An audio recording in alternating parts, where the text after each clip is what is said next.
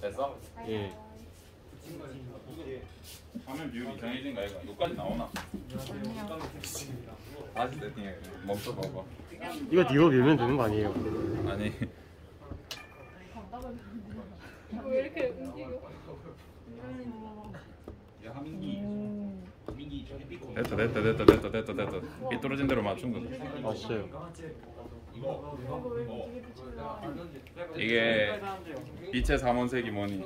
RGB 아니니? 네. 너희한테 흰색으로 보이는데 우와, 여기 예쁘다. 천천히 비춰보면 빨강색, 파란색, 색깔이 바뀌는데. RGB, 빨강색, 파란색, 초록색이 빠르게 다다다닥 하니까 너희 눈에 흰색이 보이는 거야. 느리게 보면 빨강색, 파란색이 계속 바뀌고.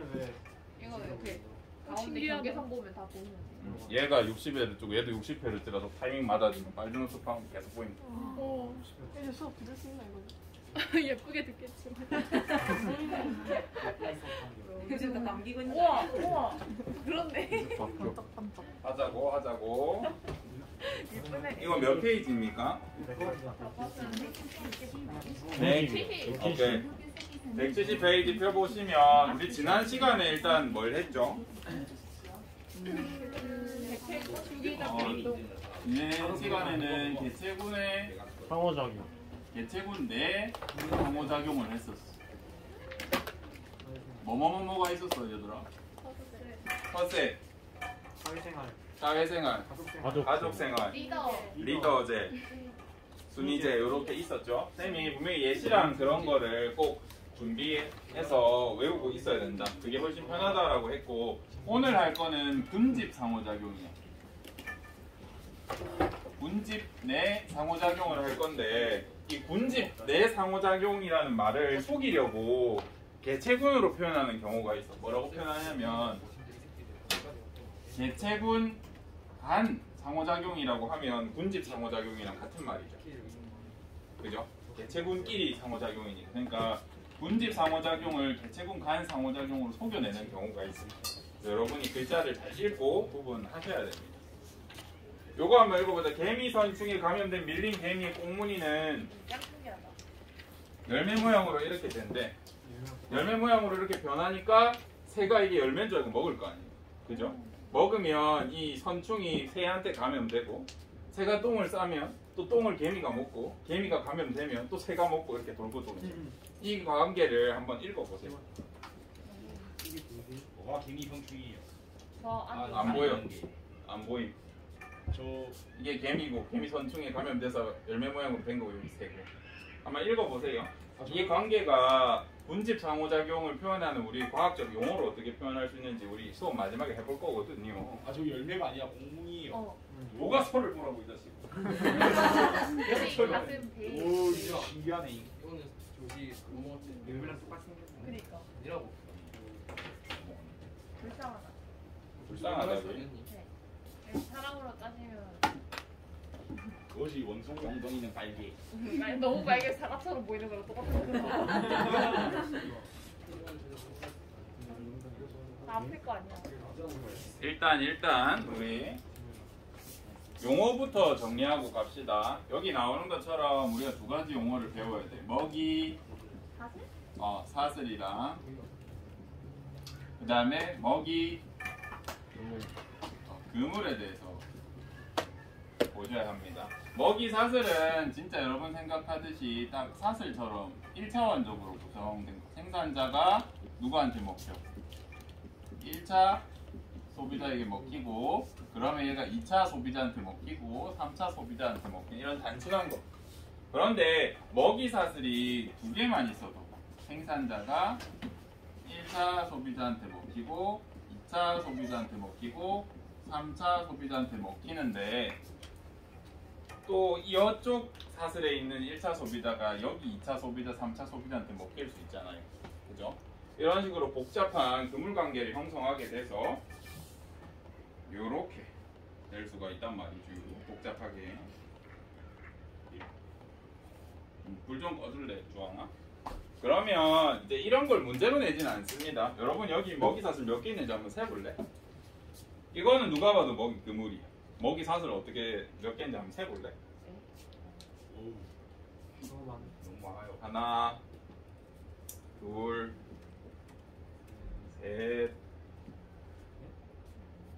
넷, 다섯, 여섯, 일곱, 여덟, 아홉 겁나 많죠? 그래서 세 보면 열 몇 개인가 뭐 나오더라고. 그래서 먹이 사슬이 여러 개 얽히면 이렇게 복잡한 관계가 된다 정도 이해해 주시면 됩니다. 여기 먹이 사슬이 몇 개 이렇게 묻는 문제는 나온 적 없습니다. 내지도 않을 거고요. 이제 여러분 대학교 가면 아니다. 이제 이거 보면서 무슨 생각이 들었냐면 선생님이 대학교 졸업할 때 이제 우리 학과에 사람들이 있었을 거 아니야. 그래서 누가 누구랑 연애했지 이렇게 한번 싹 그려봤어. 졸업 전에 1학년 때 누구랑 누가 사귀었었지, 군대 가고 헤어진 다음에 얘랑 사귀고 그렸더니 요 정도 나오더라고. 하재 너네도 고등학교 3학년 졸업할 때 한번 그려봐라. 누군가 토끼랑 뱀이랑 개구리 역할 하는 친구 있다고. 그 중에 쌤이 나는 없었어. 나는 약간 사슴. 오. 왜 온대? 통화 아니야? 그래도 들어와 있다. 들어가 있어. 그리고 두 명의 머리가 된 거예요. 들어와 있. 먹이라고 하니까 좀 그슥하다. 우리도 들어가야지. 그 다음 우리가 추가로 배워야 할 용어가 몇 가지 있는데 오늘 하고 갑시다. 다시 불 켜줄래, 주홍아? 첫 번째, 여러분이 이 파트를 공부하거나 이런 관련된 책을 읽다 보면 핵심종이라는 단어가 등장해. 이런 단어 들어봤어요? 그 다음 무점종이라는 단어가 등장하고요. 그 다음에 희귀종이라는 단어가 등장할 수 있어. 기? 맞나 이거? 왜 이렇게 어색하지 이 글자? 강종. 희귀종 이런 식으로. 희귀종은 이름 그대로 해석해주면 될 것 같아. 어떤 종일까? 수가 가장 적은 종. 이렇게 생각해 주시면 돼요. 그러면 핵심종에 대해서 설명을 해줄게. 핵심종은 군집 유지를 위해서 핵심 역할을 하는 종.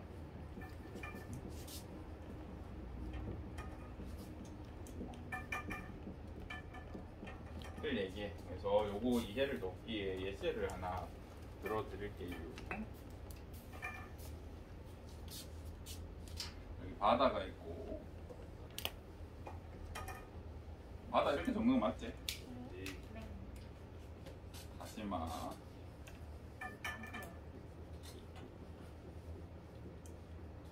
예전에 우리 녹조류, 홍조류, 갈조류 이런 거 할 때 다시마 무슨 조류였는지 혹시 기억하는 사람? 갈조류지로. 다시마는 달 조류니까 조류들은 물에서 광합성하는 애들이잖아. 광합성을 하고 우리 다시마 같은 거 국물에 넣잖아. 너구리 같은 거 먹을 때 왜 넣냐? 우러나라고. 국물 맛이 좋아지잖아. 왜 그럴까? 내가 먹고 있는. 감칠맛. 영양류. 그럼 감칠맛. 여러분 고기 국물 왜 맛있어? 아미노산. 그래. 고기를 뜨거운 물에 끓이면 결합이 깨질 거 아니야. 단백질 결합이. 그러면서 아미노산으로 분해되는데 그게 물에 녹으면 고기 국물 맛이 나. 얘도 가진 아미노산이 맛있는 편이야. 그래서 얘를 물에 끓이면 얘가 가진 단백질이 깨지면서 아미노산 국물이 흘러나. 다시마, 진액 이런 거 있잖아. 단백질이에요? 그런 거 단백질 성분이 있죠. 미역도 좀 미끌거리는 진액 있지 않아? 그런 것도 국물을 끓이면 맛있거든요. 그래서 그런 것들이 아미노산 성분이 많다 보니까 단백질 성분이 있다 보니까 이런 걸 먹으려고 주변에 생물들이 많이 붙어 살아. 다시마 같은 게 있으면. 또 얘 광합성한다 그랬잖아. 뭐 나올까? 광합성하면 산소 나올 거 아니야. 이거 먹으려고 생선들도 많이 잡아와요. 근데 이제 그런 녀석들 중에 요런 애가 있어. 뭐 그리는 거게? 오. 여러분은 제 제자가 맞습니다. 이게 성게로 보입니다. 누가 와도 산게 아니야? 2년 동안 익숙해졌구만. 저번 반에서는 코로나 바이러스가 있었어. 성게가 이런 다시마를 먹고요. 근데 성게는 다른 생물들이 잘 못 먹어. 얘가 가시처럼 막 뭐가 나 있고 못생겨서. 근데 이걸 먹을 수 있는 특수 능력을 가진 친구들이 있어. 차차차차차차차. 거리비. 차차. 있는데. 거리비네. 해달. 농번호가 해달이. 바다에 사니까 해달이고 강에는 수달이 살죠. 그래서 좀잘 보이셨네요. 얘네 같은 애들은 손이 좀 발달했어. 그래서 어패류 요런 거 있잖아. 조개 같은 거 이런 것도 2개 빵빵빵 쳐가지고 깨서 먹고 똑똑합니다. 엄청 똑똑해. 얘가 똑똑하니까 여러분이 이제 대학교 가면 얘를 볼 일이 있을까 모르겠다. 쌤은 이제 얘 가지고 실험을 해서 얘는 똑똑한 거는 엄청 똑똑해. 그리고 정이 좀 많고 하여튼 손 쓰는 애들은 똑똑한 거 같아. 어쨌든 얘가 이제 성게만 먹는 거는 아니니까 조개 같은 것도 먹어요. 트레이드 마크 있죠. 그래서 이제 예를 들어서 이제 선생님이 조개 양식을 하는 양식업자야. 그래서 가끔 해달이 찾아와서 내 조개 1~2개씩 빼먹는 게 좀 귀여워가지고 냅뒀어. 그랬더니 얘가 가족을 다 데리고 와가지고 계속 먹는 거야. 열받잖아. 그래서 얘를 다 총으로 쏴서 죽였어. 너무 잔인한가? 포획했어. 잡았어. X가 좀 잔인한 거야. 포획을 했어. 포획을 해가지고 얘를 다 묻어뒀더니 이제 아니 묻은 게 아니라 보호를 했더니 무슨 일이 생겼냐면 무슨 일이 생겼을까? 얘가 거의 성게는 다른 생물이 잘 못 먹잖아. 그래서 뭐가 증가해? 성게 개체수가 급격하게 증가한 거야. 얘를 먹을 애가 없으니까. 그랬더니 성게가 다시마를 다 뜯어 먹어버리네. 그러면서 이 생태계가 망했어. 이런 상황이라면 여기서 핵심종은 누굴까요? 해달도 핵심종이 될 수 있고 누구도 될 수 있어. 다시마도 될 수 있어. 성게는 한번 생각해보자. 핵심종이 아닐 가능성이 높거든요. 실제 연구해봐야겠지만 성게를 죽였어. 나머지가 쌩쌩하면 이 생태계 망가져 안 망가져? 안 망가질 것 같은데 이 조건이라면 또 성게가 관련된 다른 친구가 있을 수도 있죠. 어쨌든 저런 상황에서는 이런 게 핵심종이라 할 수 있어. 그러면 우점종이 뭔지 한번 보자. 우점종은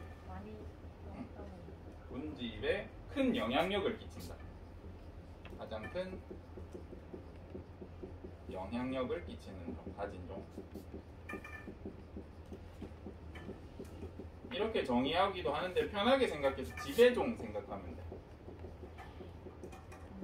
이제 여러분이 1학년 그리고 2학년 초반에 선생님이 예시로 들었던 그런 것들이 있는 거 같아. 외계인이 지구를 보면 지구의 우점종이 누구라 생각할 것 같아? 한번 다를게.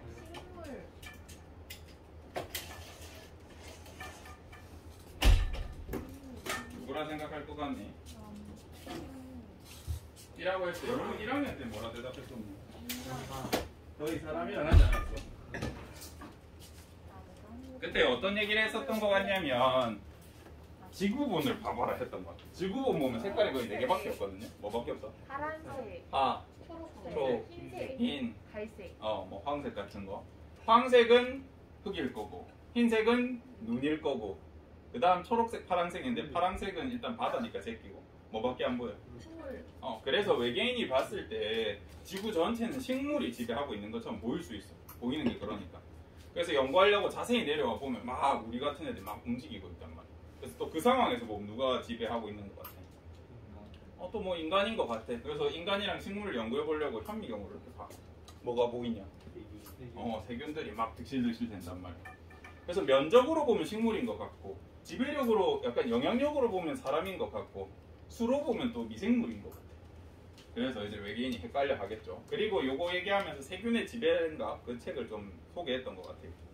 우리가 돼지랑 소 같은 걸 왜 키워? 라고 하면 먹거나 농사 지을 때 쓰려고. 그죠? 그러면 세균은 우리 몸에 6천만 마리, 7천만 마리, 억 마리 살면서 왜 우리를 가만히 냅둘까? 여기 대장균 여기 참 많아. 3천만 마리 정도 있어. 저희가 여기서 사는 게 더 편해서. 그치. 우리 봐봐. 얘네 마음 먹으면 독성 세균으로 변해서 우리 탈수시켜가지고 죽일 수 있단 말이야. 근데 안 죽여. 절대 안 죽여. 왜? 가만히 있으면 물 줘, 온도 유지해줘, 밥 줘. 그러니까. 그래서 그 책에서는 세계가 세균에 의해 지배되고 있고 세균이 우리를 사육하는 거다. 이렇게 설명했었거든요. 그래서 관점에 따라 다른데 우리는 이제 이 우점종을 선정하는 기준 있잖아요. 이걸 과학적으로 분석할 수 있게 돼요. 우리 다음 시간에 배울 겁니다. 우점종 어떻게 고르는지. 그래서 우리 지구의 우점종이 누군지 나중에 한번 생각을 해봅시다. 이 단어를 꼭 기억해 주시고 오늘 할 거는 군집 상호작용이 어떤 게 있는지 볼 겁니다. 단어성리 끝. 지운다. 우리 지난 시간에 어려운 걸 거의 다 했기 때문에 이제 계속 쉽습니다. 그거 말고 파란 걸로 지으시는 게 요거? 잘 지워져? 뭐 이 정도면 됐지. 아 이건 나중에 지워야겠다. 분집 상호작용에 대해서 말해주기 전에 우리 요거를 한번 그려봅시다. 우리 분집 상호작용 판단할 때는 항상 표를 그리면 조금 편합니다.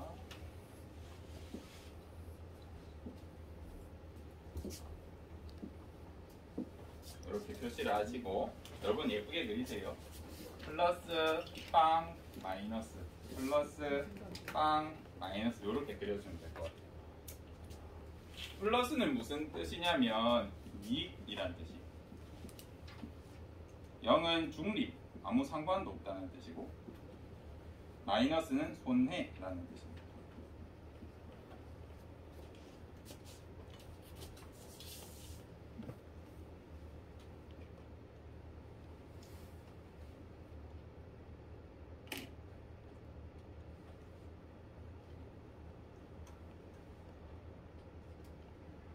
페이지는 한 176쪽으로 조금 넘어가서 하겠습니다. 미리 당겨서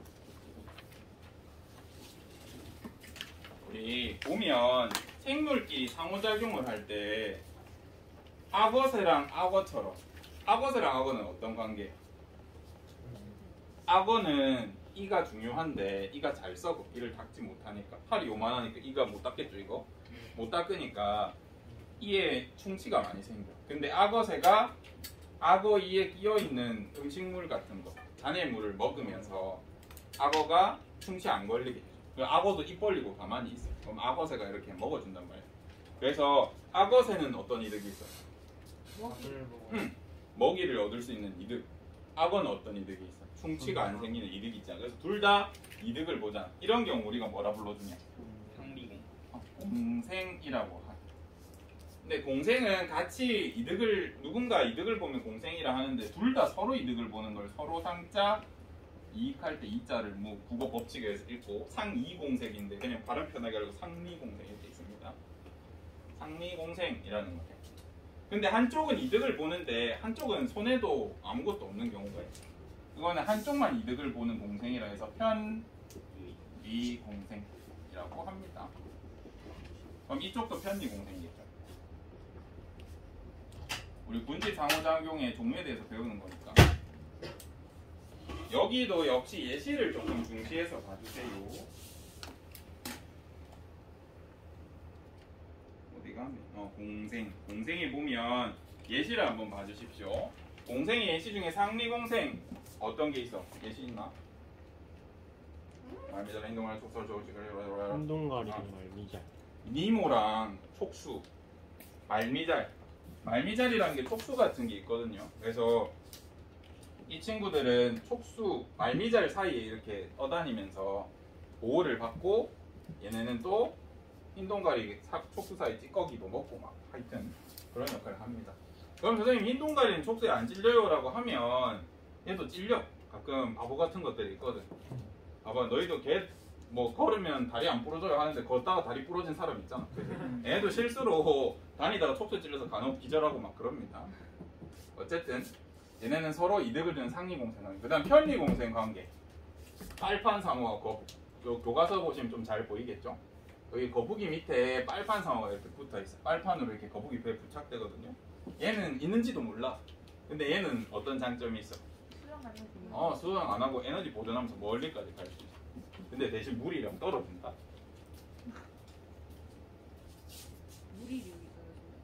얘네 무리 생활하는데 빨판상어 저렇게 붙으면 거북이 가는 데로 가다가 혼자 남아. 불쌍한 애들이. 그럼 어떡하게 혼자 잘 살겠지.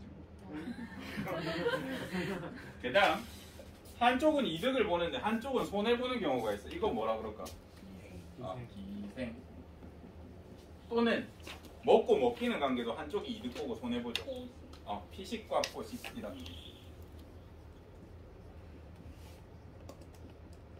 우리 눈신토끼랑 스라손이 기억나요? 그것들이 피식 포식 관계죠. 그다음 기생. 기생 보면 이, 요충, 폐충, 벼룩 이런 거. 여러분들 몸에 폐충 같은 거 생긴 적 없어요? 요즘엔 진짜 잘 없다, 그죠? 네, 선생님 어렸을 때만 해도 선생님도 한번 폐충 걸린 적 있고 약 먹으면 바로 낫습니다. 이런 거 부끄러워할 게 아니고 그냥 좀 특히 예전에는 유기농이라고 하는 게 처음 나왔어요. 요즘엔 유기농도 벌레 같은 게 안 생기게 잘 컨트롤할 수 있거든요. 선생님 어릴 때 유기농은 진짜 그냥 자연 상태였어. 비료도 그냥 화학 비료 안 쓰고 그런 거 유기농을 했거든. 유기농 비쌌거든요. 왜냐면 생산량이 코딱지만큼 나오니까. 겁나 비싼데 그거 먹으면 이제 가끔 퇴비, 분뇨를 퇴비로 쓰는 데가 있어. 똥오줌 같은 거. 그러면 이제 동물 식물에 붙어 있던 거 알 같은 게 내한테 오면 생기고 막 그랬어요. 이게 경험해보면 기분이 좀 그지 같아. 약간 똥꼬가 간질간질 하거든요. 그러니까 이제 상상을 해보, 커서 상상을 했어. 아, 왜 간질했을까? 걔네가 나와서 이렇게 시작했겠지. 개그film. 그래서 약 먹고 그런 식으로 하면 금방 낫습니다. 대충. 이거 말고 여러분이 아는 기생의 예시가 뭐가 있을까? 연가시. 연가시 같은 경우에는 특이해. 걔는 신경계를 장악해서 메뚜기나 사마귀 같은 절주류한테 감염하거든요. 그러면 곱둥이도 그렇고 걔네한테 감염하면 걔네는 물가에 사는 애들이 아니잖아. 근데 무슨 방법을 쓰는지 모르겠으나 물가로 찾아가게. 그래서 물에 빠지면 그걸 생선이 먹겠죠. 그럼 생선에 감염했다가 다른 생선한테 또 감염하고 이런 식으로. 곤충, 다른 곤충이 또 곤충을 먹으면 그것도 감염을 하고 이런 식으로 퍼뜨립니다. 힘을 내라. 아직 안 된다. 피식고식, 눈신, 토끼, 이스라, 소니, 또는 치타랑 톰슨가젤 이런 거. 치타 속도 몇이게? 얘 한 시속 80까지 달려. 빨라. 얘 시속 몇 정도 달리게? 톰슨가젤. 한 60 달려. 근데 톰슨가젤 한 마리 먹기 어려워. 얘가 숙련된 치타만이 먹을 수 있어. 애기 치타는 빨라도 얘를 못 먹어. 왜 그럴까? 얘는 직선에서만 겁나 빨라. 얘는 이렇게 뛰어다녀. 그래서 그냥 뒷공문이 쫓으면 치타가 못 따라갑니다. 그래서 치타가 톰슨가젤 먹을 정도 되면 얘는 이제 숙련된 치타. 그래서 멀리서 보다가 톰슨가젤이 뛸 방향을 생각해서 이렇게 먹거든요. 그래서 똑똑해야 먹을 수 있어. 톰슨가젤 먹기 어렵습니다. 예쁘게 생겼다는 거.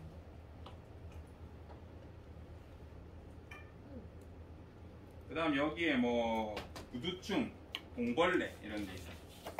공벌레 알아요? 공벌레? 여러분이 뭐 가끔 공벌레 있으면 만지다가 이렇게 동글동글 공처럼 보니까 와 귀엽다 얘는 뭐 익충이다 하면서 막 이렇게 하잖아. 근데 공벌레는 밝은데 싫어해. 이거 왜 튀어나왔을까? 활의 구활은 구두충에 감염돼서 그래. 기생충에 감염돼서 그러면 공벌레가 평소에 어두운 데만 있는데 빛을 싫어하거든요. 절대 안 나와. 근데 간혹 나오는 경우는 이제 구두충에 감염돼서 구두충이 신경계를 장악해서 빛 있는 데로 가라 하면 이제 공벌레가 이렇게 기어나가겠죠. 자기도 모르게. 그러면 찌르르기 같은 새 같은 게 이제 먹어. 그러면 구두충이 새한테 감염해서 똥 싸면 또 똥을 먹은 곤충이 감염하고 이런 식으로 기생충들이 살아갑니다. 저것도 기생의 예시겠죠.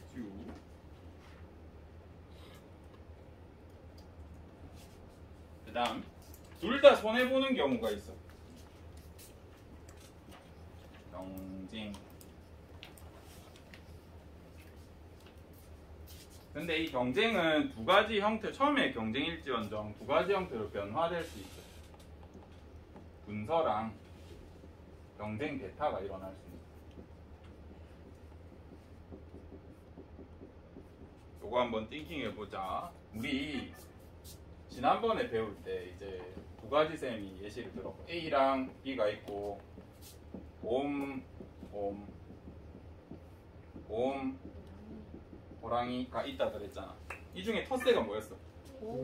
왜 이거 텃새였어? 같은 종끼리.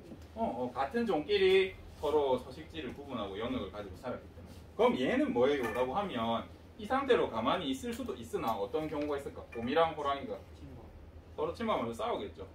그죠? 싸워서 두 가지 경우가 생길 거야. 하나가 완전히 죽는 경우. 요런 경우를 우리가 경쟁 대타라고 해요. 처음엔 손해를 보지만 나중에는 공무원차 여기를 다 차지해서 쓸 거 아니에요. 그죠? 이런 식으로 될 수가 있고. 아니면 싸우다 보니까 둘이 힘이 비슷해. 나중에 그냥 어떻게 할까? 합의 보고 나 여기까지만 쓸 테니 거기까지만 써라. 이렇게 하는 경우가 있어. 이게 분서예요. 그래서 경쟁은 둘 다 손해를 봅니다. 먹이 경쟁이든 서식지 경쟁이든 손해 보는데 그 결과가 이렇게 될 수도 있고 이렇게 될 수도 있어. 그래서 경쟁의 한 예시라고 생각해주면 됩니다. 그래서 A는 텃세, B는 뭐냐고 물어보면 B가 군집 상호작용 중에 하나다. 근데 딱딱 반반 나눠 산다 하면 이건 분석라고 답해줄 수 있어야 됩니다. 알겠죠? 나눠서 사는 거. 네. 빼뜨렸네. 얘들아 여기서 하나 빠뜨린 게 있다. 우리 지표종이라는 걸 배우거든요. 요런 단어가 나올 수 있습니다. 지표종. 지표종은 그 종이 살면 그 종이 사는 그 지역은 어떤 특정한 환경인 거예요. 예를 들어서 열무거라는 게 있어요. 생선이거든요. 귀엽고 예쁘게 생긴 거. 키워본 사람 없니? 열무거. 여러분 애완견으로 키우는 생선들 좀 뭐지? 이거 수질 관리 시스템 안 달아주면 어떻게 되든가 금방 죽지 않든가. 열무거 예쁘거든요. 열무거 1급 청정수에다 1급 7급 같이 보이네. 1급.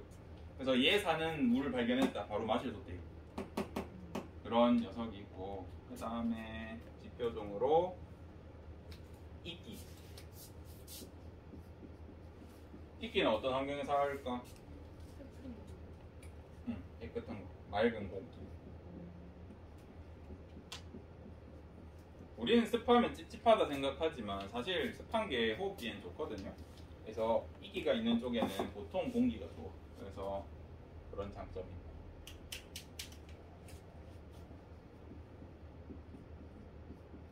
은행 나무는 어때? 지구과학 배운 친구들은 알겠는데, 지구과학에서 시상화석 이런 거 있잖아요. 시상화석. 오래된 거지. 산호 같은 거는 따뜻하고 얕은 바다 막 이런 거 있잖아요. 아, 그런 것처럼 열무거랑 이끼도 그런 걸 뜻하는 거야. 얘네가 있으면 이런 환경에. 은행은 시상화석이 돼야 안 돼. 땅인 건 알겠네. 그지? 근데 은행은 이제 지표종으로 생각을 안 해줘. 은행 옛날에 설명해준 거 혹시 기억나? 특이한 애라는 거. 은행이 고생대부터 있었어. 한 2억 년 전부터. 근데 아직도 있어. 그 모습 그대로 거의. 진화도 안 하고. 두 번째 은행 특징은 산에 놓든 바다에 놓든 도로에 공에 있는데 놓든 도시에 놓든 안 죽어. 공해 무진장성이. 그리고 전 세계의 은행은 한 종밖에 없어.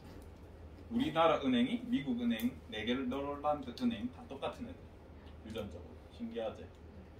그리고 은행은 암컷 수컷이 구분이 안 돼. 암그루 수그루가 있거든요. 근데 유전자 분석만 되고 구분이 안 돼. 그래서 옛날에 우리 은행 냄새 나는 거 싫어하잖아. 근데 가로수로 해놨는데 은행 떨어지는 경우 봤죠? 그거는 몇십 년 전에, 하다못해 10년, 20년 전까지만 해도 식물한테 유전자 분석을 한다. 이건 돈 낭비라 생각했던 거예요.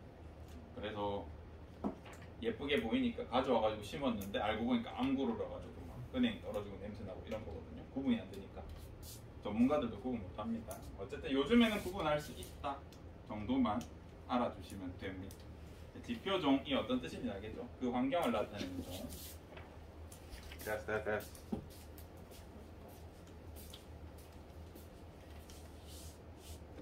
경쟁 배타의 원리. 뭐 여기 애기 집신벌레 이런 거 나오는데 신경 안 쓰셔도 되고. 몇 분 남았니? 15분이요. 오케이, 5분 컷 할게.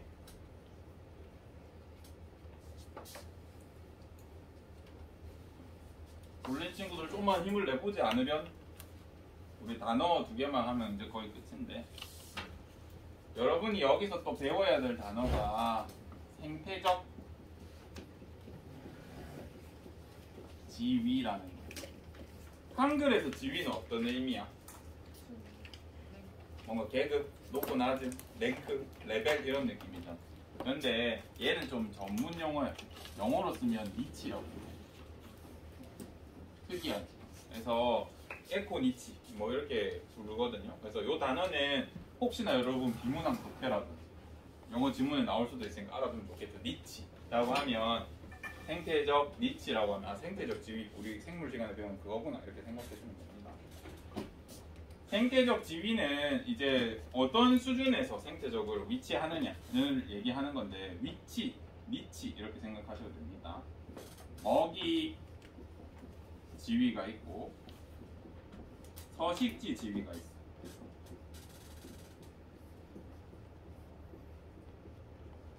이거를 왜 분석하냐면 생태적 지위가 겹쳐야 상호작용을 해. 우리 아까 그 표에서 여기 중립, 여기 중립이었잖아. 중립인 건 왜 관계가 없어? 왜 아무 표시도 없었어? 그냥 남남인 거잖아요. 그지? 서로 중립이라는 건 상호작용 안 한다는 뜻이잖아. 맞죠? 그러면 우리가 플러스 마이너스가 생긴 건 서로 상호작용을 하는 거잖아. 그지? 그래서 상호작용이 생기려면 먹이가 겹치던가 서식지가 겹치던가 이런 뜻이에요. 여기에도 예시가 있는데 예를 들어서 나무 하나가 있어. 나무가 이렇게 있는데 A라는 새는 요런 데 살고 B라는 새도 이 나무에 살아. 그러면 우리가 일반적으로 생각하기에 이 새들이 서로 상호작용을 할까 안 할까? 같은 나무 타니까 할 것 같잖아. 근데 이렇게 같은 나무에 사는데도 상호작용 안 할 수도 있어. 왜냐하면 이 B라는 새는 나뭇잎이 있는 데만 사는 거야. 먹이도 애벌레만 먹어. 이 A라는 놈은 나뭇잎 없는 데만 집 짓고 살아. 그리고 딱정벌레, 완성, 성충만 먹어. 이런 경우에 먹이도 안 겹치지. 서식지는 똑같은 것 같은데 서식지 지위가 좀 다르잖아. 그지? 이런 경우에 서로 상호작용 안 한다. 그래서 생태적 지위를 왜 분석하냐면 먹이 지위나 서식지 지위가 비슷해야 상호작용이 생기니까. 얘네는 왜 상호작용 안 한다고 합니까? 라고 하면 얘는 먹이 지위도 다르고 서식지 지위도 달라고 대답해줍니다. 이 단어를 아시면 됩니다. 이 서식지 지위를 다른 말로 공간 지위라고 해요.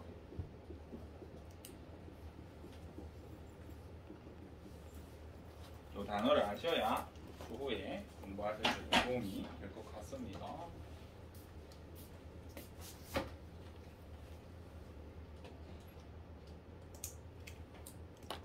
다 한 것 같은데.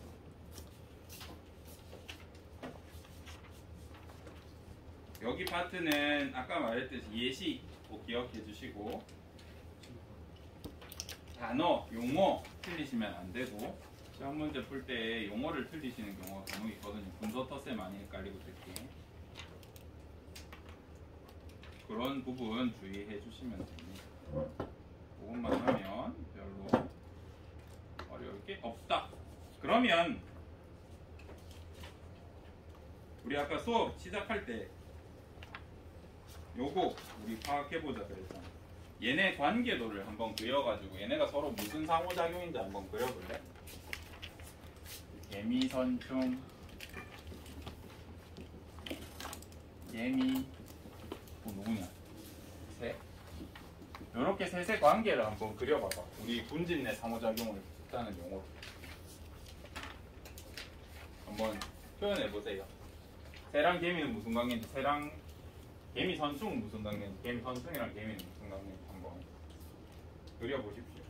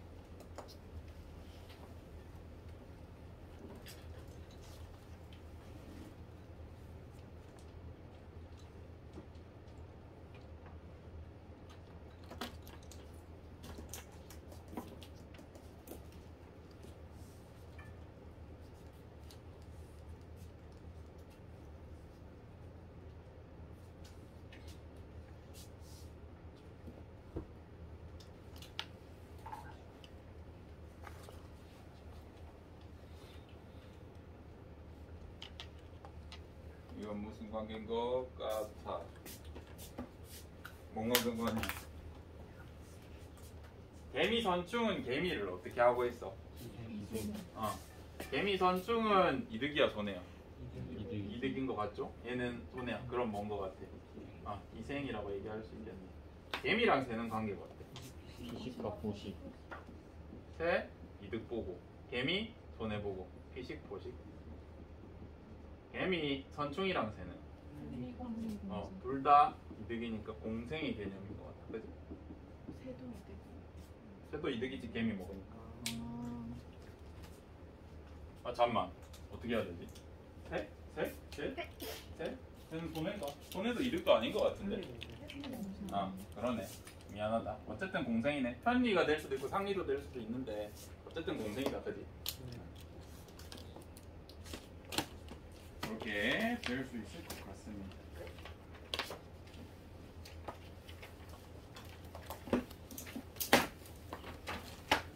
영상을 하나 보여줄 건데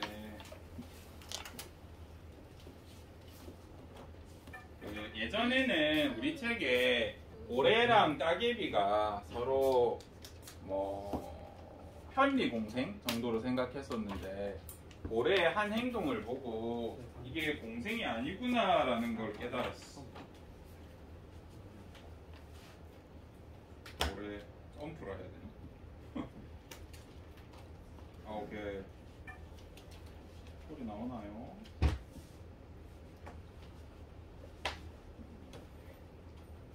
불 좀 꺼주지 않으련 주황군.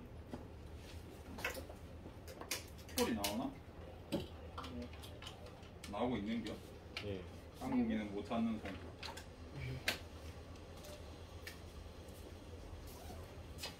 여기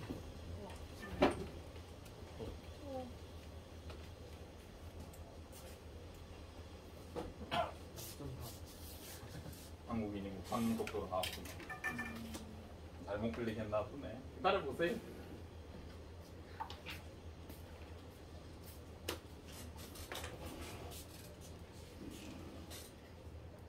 풍기 소리한테 못 치는구나. 언제 나오면 돼? 여기서. 연결. 싫어. 기다려.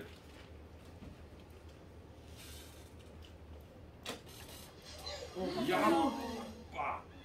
이거 왜 할까 고래가? 따개비 떼려고. 나중에 연구해 보니까 따개비가 고래한테 별 상관없는, 고래가 워낙 크니까 조개만 마리 붙어 있다고 우리 아까 거북이랑 빨판상어처럼 그런 관계거니 하고 연구를 했었는데 옛날 책엔 그렇게 나옵니다.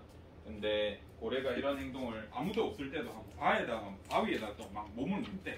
왜 그런지 보니까 따개비를 떼내려고 한답니다. 그리고 고래 피부를 분석해봤더니 따개비가 있었던 자리에 따개비가 뿌리를 내린다. 고래가 엄청 아픈가 봐.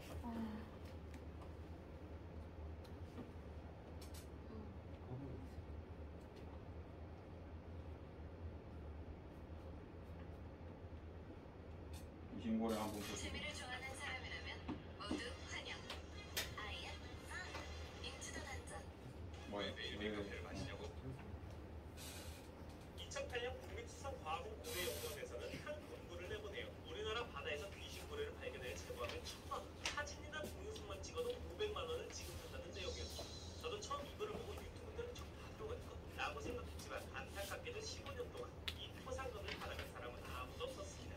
귀신고래의 또 다른 이름은 새고래인데요. 고래 잡는 폭력업자들 사이에서도 다른 고래들과 다르게 신출귀몰하게 도망다닌다고 해서 귀신고래라고 불렀다는 설이 있습니다. 그렇게 신출귀몰하게 도망가는 귀신고래는 1977년 이후로 우리나라 바다에서는 단 한 번도 발견된 적이 없었습니다. 그럼 공부는 왜 되는 거야? 라고 생각할 수 있지만 과거에는 완전히 달랐습니다. 해녀들이 작업하고 있으면 귀신고래가 해변 가까이서 머리만 빼고 내놓고 있어. 그걸 본 해녀들이 깜짝이야 귀신이야? 라는 말에서 고래 앞에 귀신이라는 이름이 붙여졌다는 말이 있을 정도로 동해안에 자주 출몰했죠. 그렇다고 귀신고래들이 365일 동해안에 죽치고 있진 않았습니다. 여름에 먹이가 풍부한 오호츠크 해역에 머물다가 추워지는 가을부터 따뜻한 남쪽인 우리나라 동해로 이동하기 시작해요. 그런데 여기서 놀라운 건 귀신고래는 2개월에서 3개월 동안 이동하면서 아무런 음식도 섭취하지 않는다고 해요. 그래서 2개월에서 3개월 동안 이동만 해야 하는 귀신고래는 출발하기 전 오호츠크 해역에서 찌양육 수준으로 배 터지게 먹고 살을 찌운 후 이동하는데요. 귀신고래가 먹이를 먹는 모습은 정말 신기합니다. 일단 먹방을 하기 위해서 바다 밑바닥까지 내려가 몸을 옆으로 돌리고 입을 벌려 바닥의 지능을 한 번에 쫙 훑습니다. 그러면 입에 흙이 가득 찼는데 수염이 체역하려 해서 모래들은 입 밖으로 빠져나가죠. 그리고 입안에는 먹이인 갑각류들만 남아 포로로 먹습니다.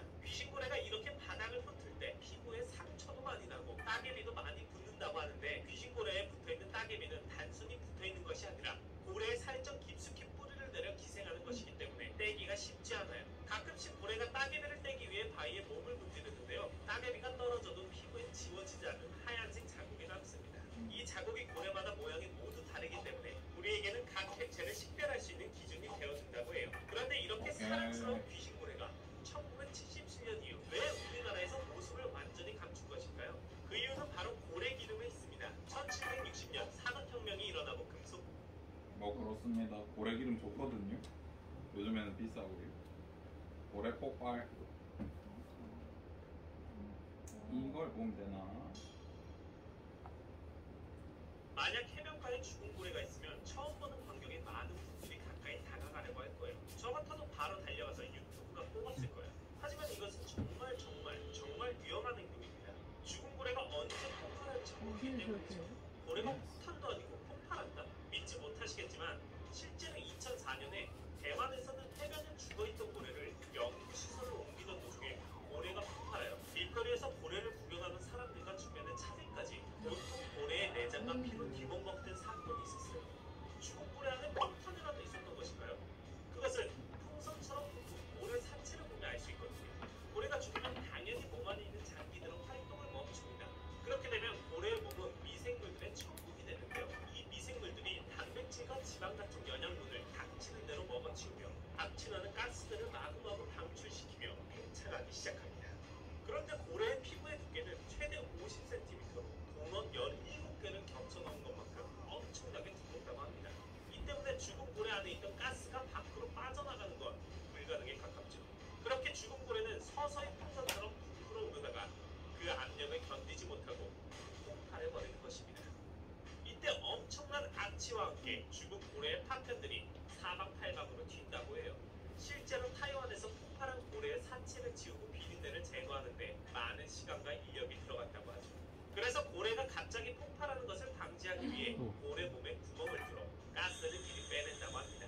이렇게 죽은 고래의 사체를 처리하는 일은 쉽지 않은데요.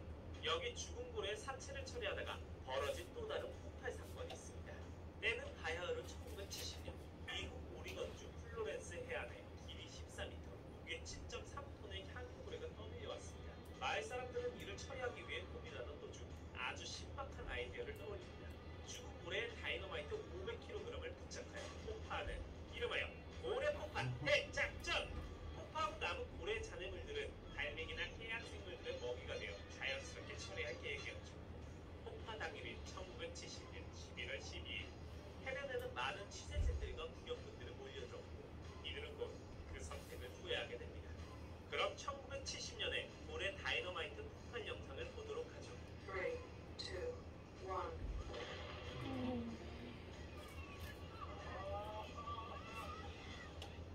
언뜻 보면 계획대로 순조롭게 이루어진 것처럼 보이겠지만 절대 아니었습니다.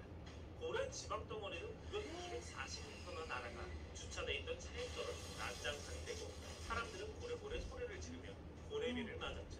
또한 폭파된 고래 잔해물들은 크기가 너무 커서 생물들의 먹이가 될 수 없었어요. 결국 더 많은 인력과 돈을 들여 고래 사체 조각들을 치우게 됐죠. 이는 사체를 처리할 때 죽은 고래 자체의 폭발력은 계산하지 않고 너무 많은 다이너마이트를 부착해서 벌어진 일이죠. 큰 고래의 크기만큼 죽은 고래의 폭발력은 어마어마하다는 것을 알 수 있었습니다. 만약 해변에 죽은 고래가 떠밀려와 있어도 가까이 다가가면 안 되겠죠. 코코브라의 신비한 생물 이야기는 여기까지였습니다. 재밌게 보셨다면 끝. DK 공유해주세요. 끝.